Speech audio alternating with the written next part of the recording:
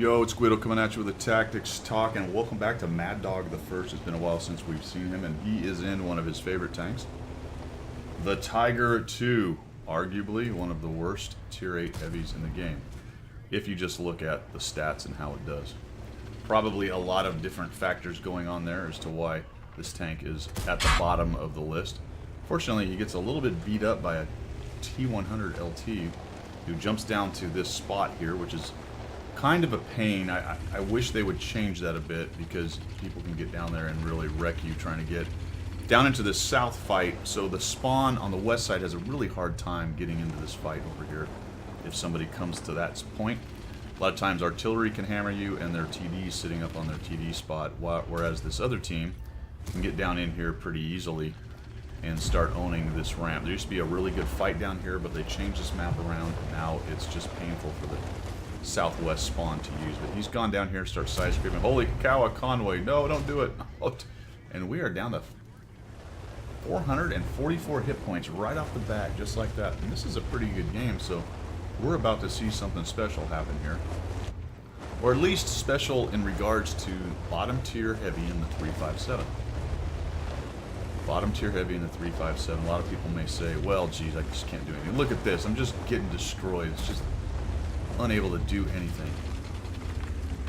It's a little hung up on the T95. There's a nice shot.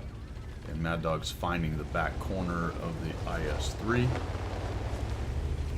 I believe Mad Dog has recently returned to the game. Had a few discussions about relearning some things and getting better at the game after a layoff. Looks like he's trying to find his way again, so he's going to turn down here and see if he can't get around behind some guys. We got an Object 277 right there. There's an AT. Oh ho.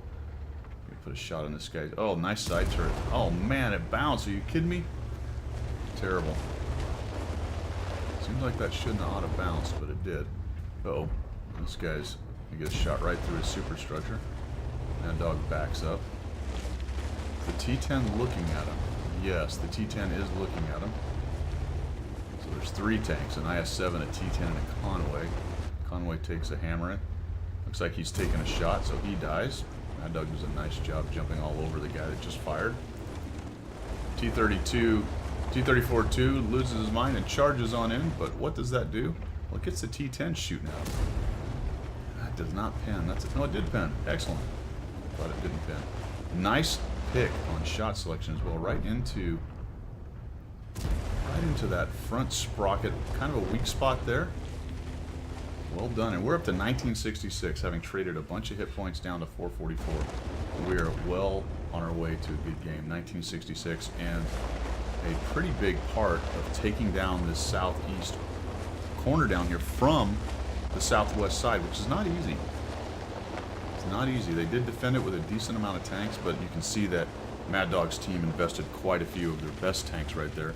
And they have the screening force, the mediums and the TDs hanging out over on the northwest side, and which has kept the red team honest and not pushing in there. And if you look at what's left of the red team, it's pretty TD heavy. So most of those guys are going to probably be camping, as you can see right here. So it is a matter of pincing this defensive position up here from both sides, both flanks.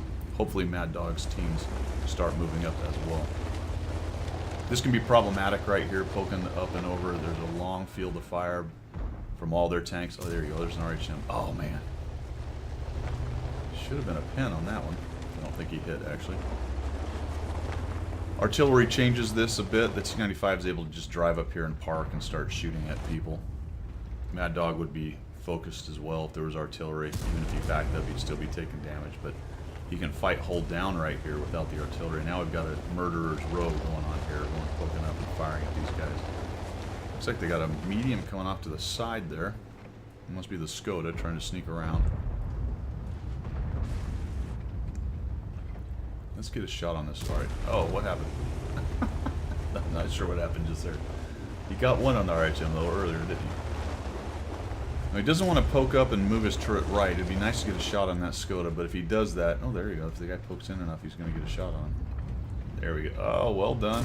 Well done. T-95 moves back just in time. Whether that was by design or happenstance, probably happenstance. It ended up working out. Took some hit points off the Skoda.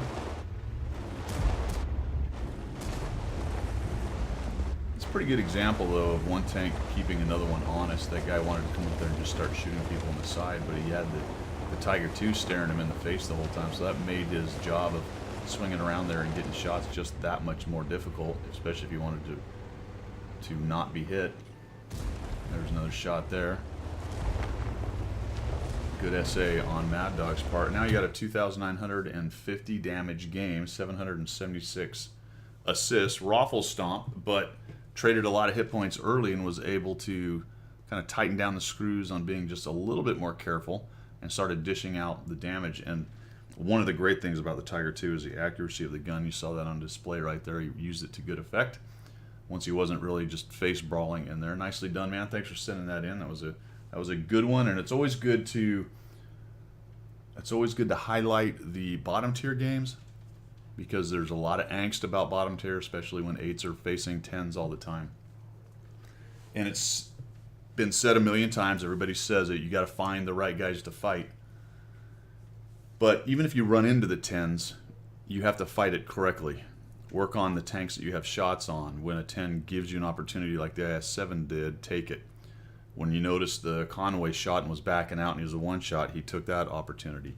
So lots of little good things in there to learn on how to fight the bottom tier idea, tier 8 against tier 9s and 10s, and really any bottom tier match that you're in. All right, man, thanks for sending that in. I appreciate it. Everybody else, thanks for tuning in, and we will see you.